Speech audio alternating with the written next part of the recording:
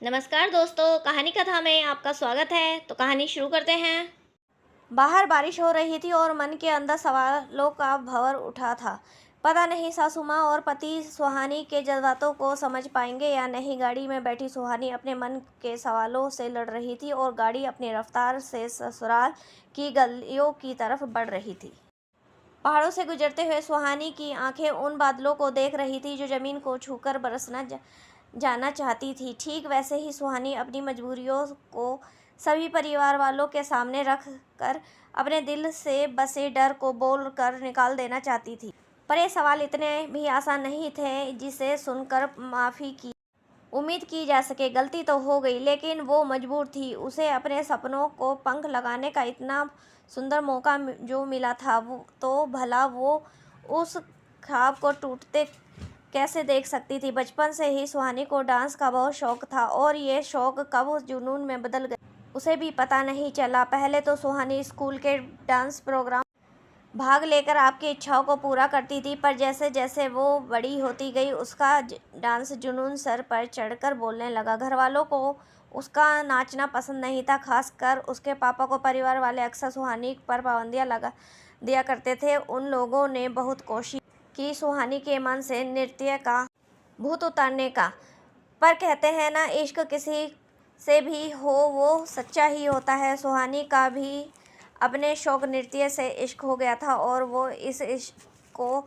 आजीवन कायम रखना चाहती थी। उसे एक बड़ी नृत्यगाना बनना था और अपने देश का, अपने परिवार का नाम रोशन करना था। पर सुहानी के पापा इस बात के लिए बिल्कुल राजी नहीं थे। उनका मानना था कि शरीफ घर की लड़कियां यूं नाचना गाना नहीं किया करते। सुहानी की माँ भी अपने पति के खिलाफ नहीं जाना चाहती थी। ऐसे में सिर्फ सुहानी की बड़ी बहन प्रिया ने उसे हमेशा उसका हौसला बढ़ाया। सुहानी के पिताजी मोहन जी सुहानी की इन्हीं बेतुकी हरकतों की वजह से जल्द उसकी शादी करने का निर्णय लेते हैं। कानपुर के रहने वाले सीधे साधे विचार वाले परिवार के इकलौते बेटे अतुल से सुहानी की शादी तय हो जाती है। अतुल बैंक में पीओ के पद पर कार्य करते थे। अतुल का स्वभाव मोहन जी को बहुत पसंद आता है।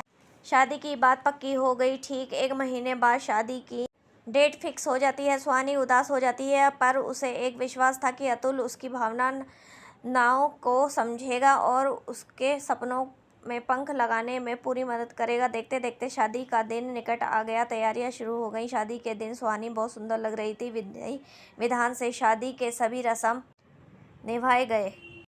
सारे रस्म होने के बाद सुबह सुबह सुहानी को एक फ़ोन आता है। सुहानी फ़ोन रिसीव करती है। सामने वाला कहता है, सुहानी जी, आपका सिलेक्शन देश के जाने माने मंच इंडिया वेस्ट डांस में हो गया है और आज ही आपको फाइनल के लिए मुंबई आना होगा।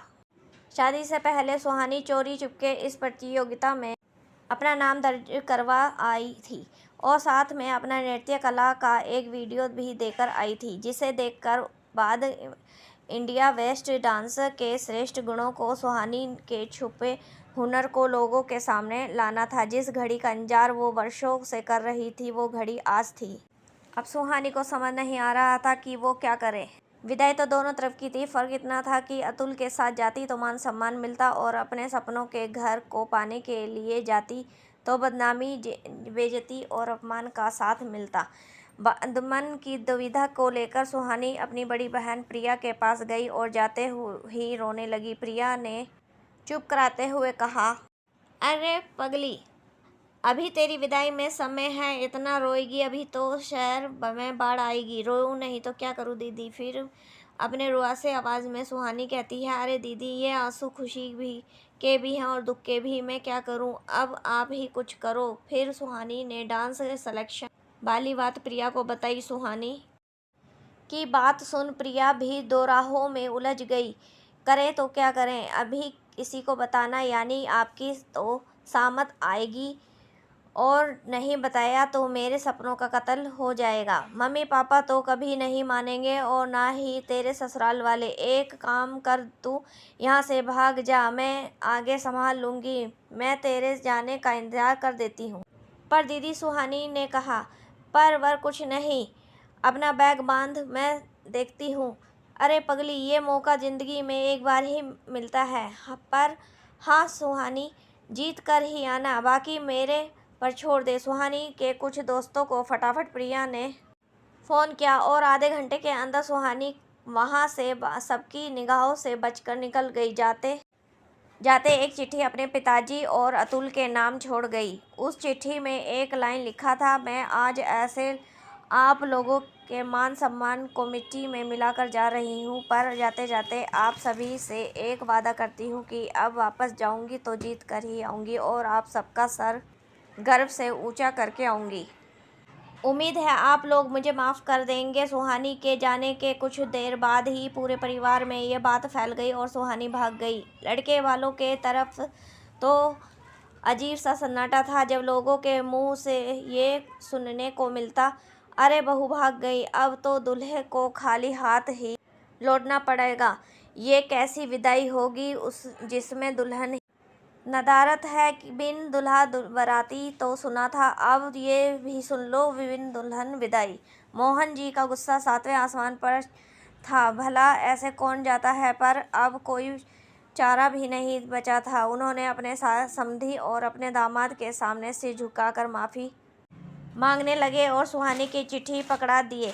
अब तो दोनों पक्ष के लिए एक शर्मिंदा वाली बात हो गई। अब कोई उपाय नहीं था।